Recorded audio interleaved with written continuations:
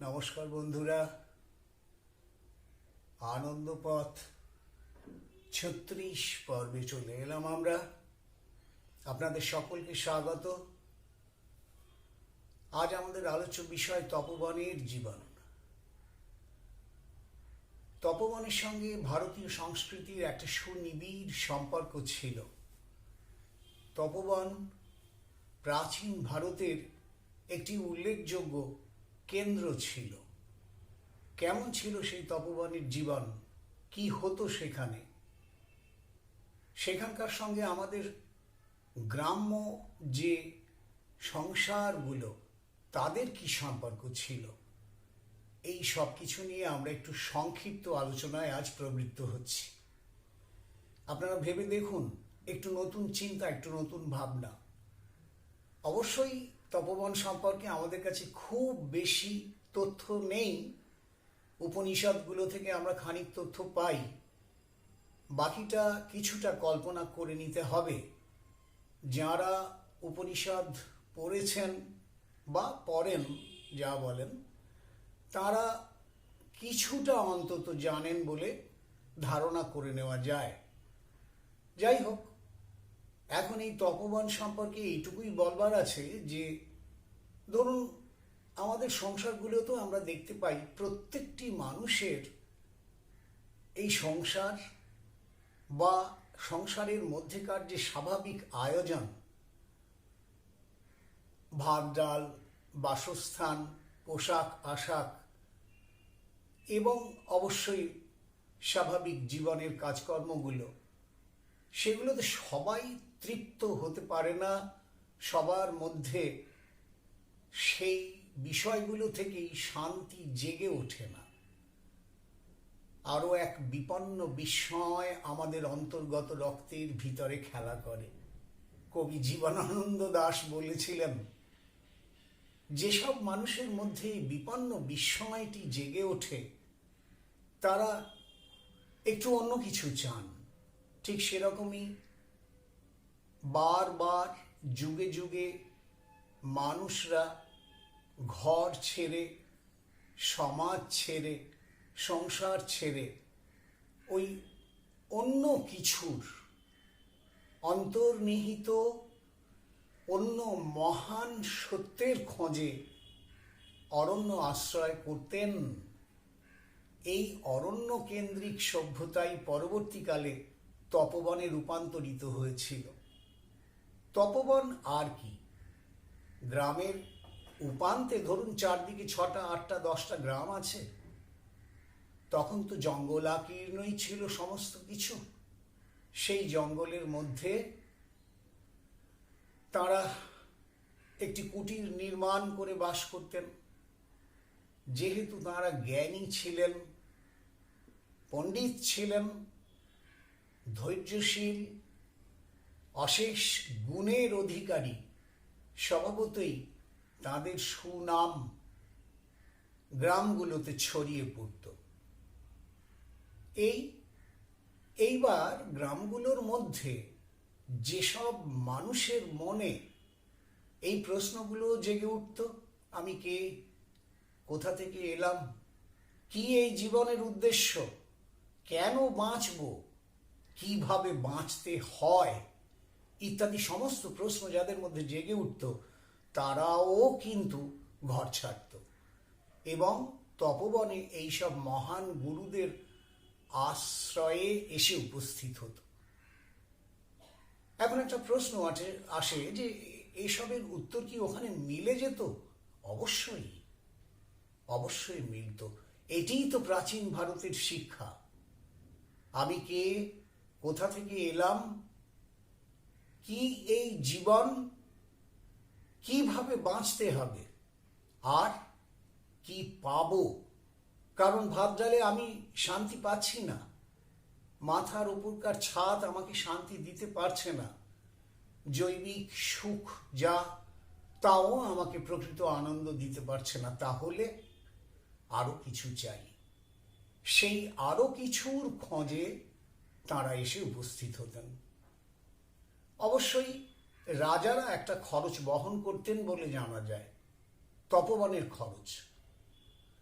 কিন্তু তা সত্ত্বেও তপোবন যখন বেশ ভালোভাবেই সারা ভারতের বিভিন্ন স্থানে গড়ে উঠেছিল, একটা জায়গাকেই তপোবন বলা হতো তা কিন্তু নয়। দেখা যেত অসংখ্য তপোবন আছে। গ্রামের মানুষেরা সেই তপোবনগুলোতে বেড়াতে আসতে পারত, কিন্তু একেবারে অল্প বয়সী কিশোররাও শিক্ষা লাভের আশায় এখানে চলে আসতো গুরুদের আশ্রয়ে। তখনকার দিনের একটা নিয়ম ছিল, 12 বছর বয়স হলে গুরুরা এইসব কিশোরদের গ্রহণ করত। 12 থেকে 12 বছরের শিক্ষা ছিল। 24 বছর বয়সে আবার তাদের গুরুদেবগণ ফেরত পাঠিয়ে দিতেন, যাও সংসার করো, কারণ ততদিনে তারা খাঁটি সোনায় রূপান্তরিত হয়ে গেছে।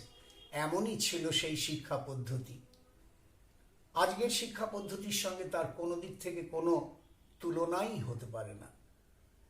সেখানে প্রধানত যেহেতু বিভিন্ন পরিবার থেকে বিভিন্ন কিশোর কিশোরীরা এসে পৌঁছচ্ছে, গুরুদেবগণ প্রথম তাদের মধ্যেকার লোভ, ভোগ, বিভিন্ন আকাঙ্ক্ষা এগুলোকে নাশ করবার চেষ্টা করতেন। শুধু তাই নয়, মানে সফলও হতেন।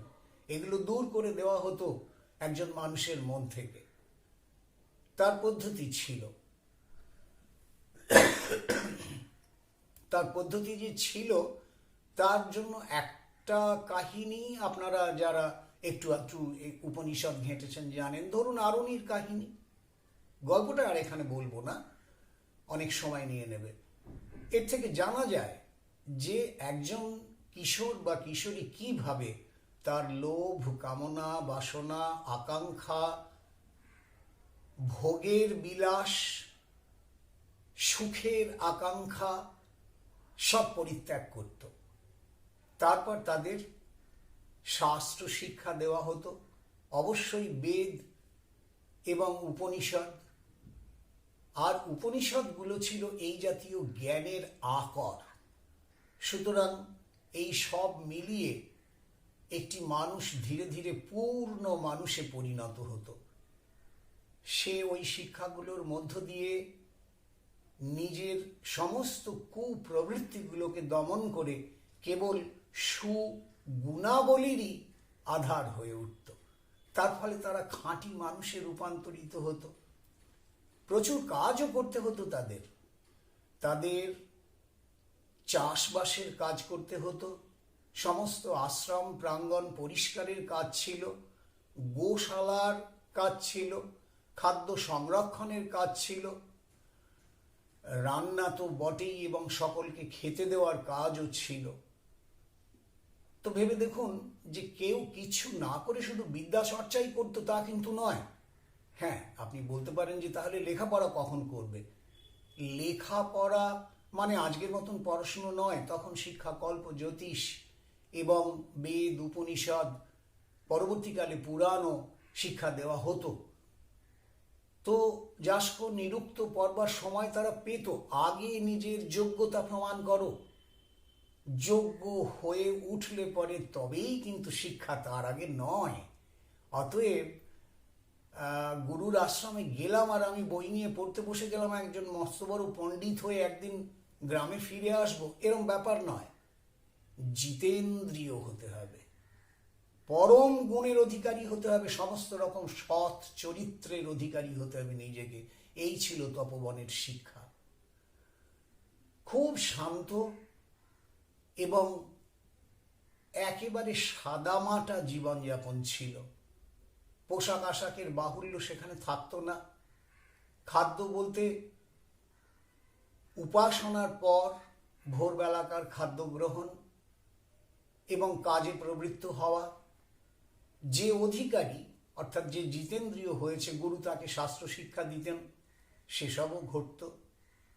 তারপর আবার মধ্যাহ্নকালীন প্রার্থনা, উপাসনা, তারপর খানিক বিশ্রামের পর আবার নিজের কাজে প্রবৃত্ত হও এবং সন্ধ্যায় উপাসনার শেষে সামান্য খাদ্য পানীয় গ্রহণ।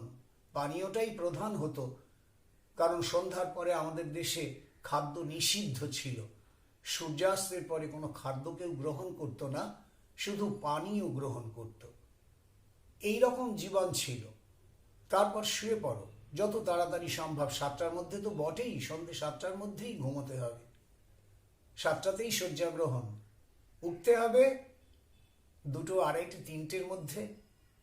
3টে থেকে যে আবার সাধনা, এবং এই ভোরের সাধনা খুব মূল্যবান, আত্মানুসন্ধানের কাজ। তো কাজেই এইভাবে উষাকাল পর্যন্ত ব্যক্তিগত সাধনা চলত। আবার যখন ভোর হলো তখন সম্মিলিত প্রার্থনা। এইভাবে 24টি ঘন্টা শেষ হতো। এই ছাত্ররা বা কেউ কেউ ছাত্রীও খুব অল্প সংখ্যক হলেও থাকতো, কি শিখতো?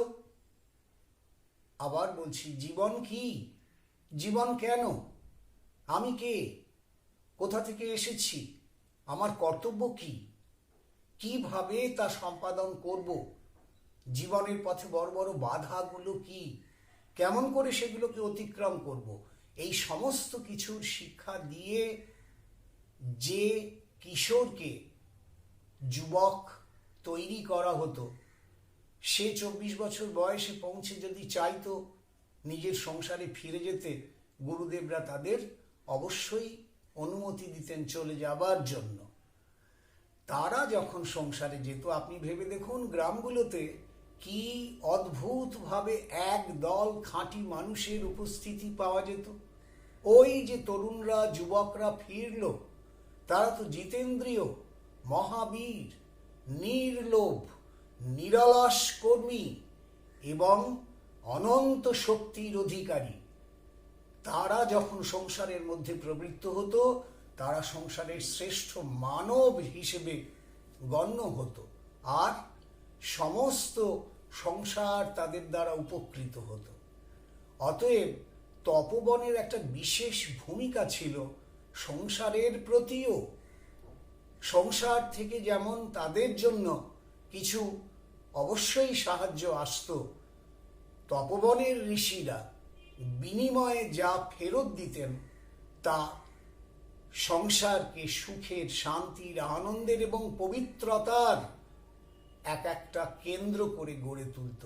তাই প্রাচীন ভারতে এত শান্তি ছিল, এত আনন্দ ছিল, এত পবিত্রতা ছিল। তপবনের জীবনের প্রভাব তখনকার সমাজে ছিল অপরিসীম।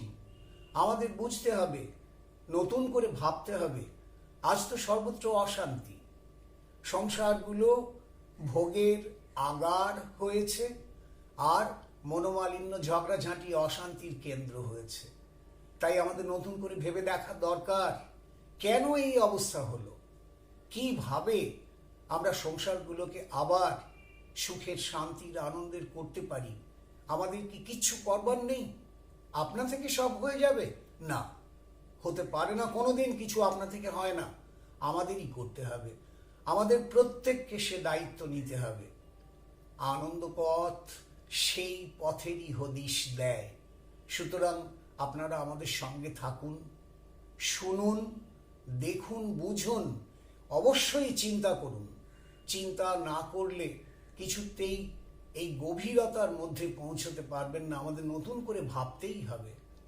তাই সকলকে অনুরোধ করব, একটু চিন্তাশীল হন, আর আমাদের বক্তব্যগুলো একাধিকবার শুনুন, নতুন করে ভাবুন। যারা একেবারে নতুন তাদের বলবো একটু সাবস্ক্রাইব করবেন এই চ্যানেল, পাশে ভেসে ওঠা ঘন্টার চিহ্নটিও স্পর্শ করবেন। তাতে ইলেকট্রনিক সিস্টেমে আপনার কাছে আমাদের আলোচনাগুলো একের পর এক পৌঁছে যাবে। ভালো লাগলে লাইক করবেন, শেয়ার করবেন, সে অন্য কথা, কিন্তু অন্তত সাবস্ক্রাইব করে বেল আইকনটি টাচ করবেন, তাহলে আমাদের যোগাযোগ থাকবে। আপনাদের সকলকে শুভ কামনা জানিয়ে, নমস্কার জানিয়ে, শুভেচ্ছা জানিয়ে আজকের মতন আলোচনা শেষ করলাম।